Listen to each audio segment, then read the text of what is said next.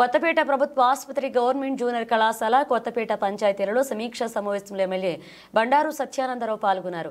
కొత్తపేట ప్రభుత్వ ఆసుపత్రిలోని పరిసరాలను వార్డులను పరిశీలించి అధికారులకు తగు సూచనలు ఇచ్చారు. ఆసుపత్రిలో ఉన్న పేషెంట్లకు అందించే వైద్యం సదుపాయాలను లోటుపాట్లను అడిగి తెలుసుకుని డాక్టర్లు సిబ్బంది పేషెంట్లు పట్ల ప్రత్యేక శ్రద్ధతో ఉండాలని, ఆసుపత్రి పరిసరాలను ఎప్పటికప్పుడు పరిశుభ్రంగా ఉంచాలన్నారు. కొత్తపేట ప్రభుత్వ జూనియర్ కళాశాలలో పరిశీలించి కళాశాల ప్రాంగణం అంతా పరిశుభ్రంగా ఉండాలన్నారు. విద్యార్థులతో మాట్లాడుతూ వారికి కావాల్సిన మౌలిక సదుపాయాలను అడిగి తెలుసుకుని వాటిని సమకూర్చే విధంగా కృషి చేస్తారని, విద్యార్థులు క్రమశిక్షణతో బాగా చదువుకుని మంచి ఉద్యోగం సాధించాలన్నారు.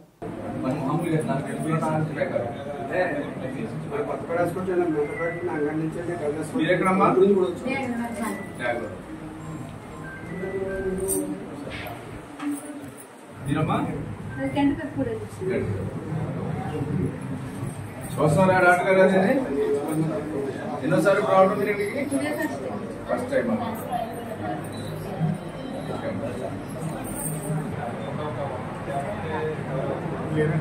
లీవ్ అన్నారు.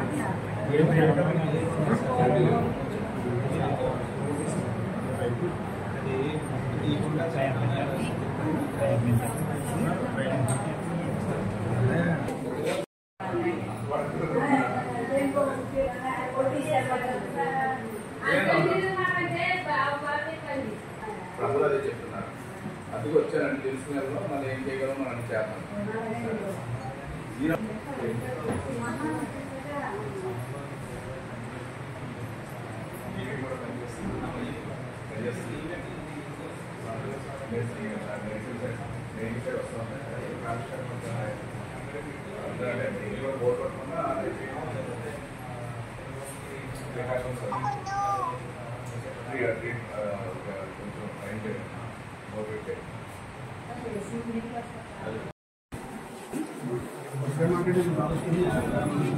ఇప్పుడు బాగా చూస్తున్నారా?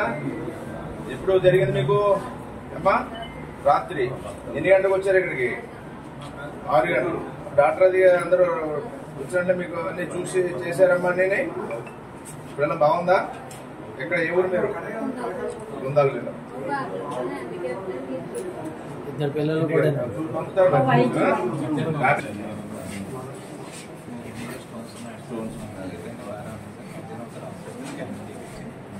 స్కానింగ్ మన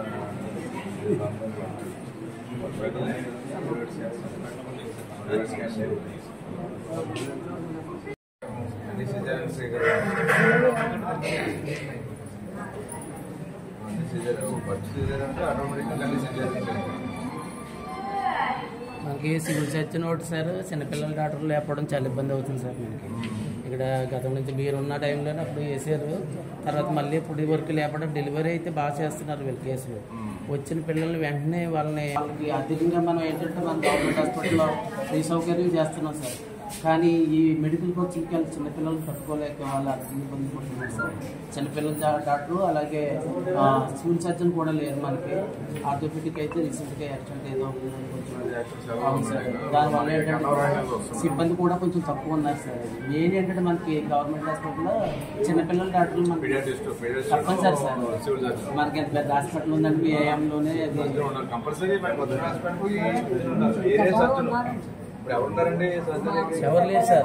మెయిన్ సర్జనే మనకి. అది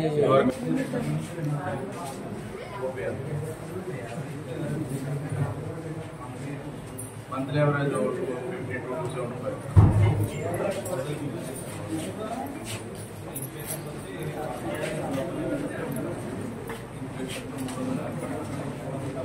అంటే ఎప్పుడు బెడ్ హాస్పిటల్ ఎంత ఉంటుంది రెగ్యులర్గా?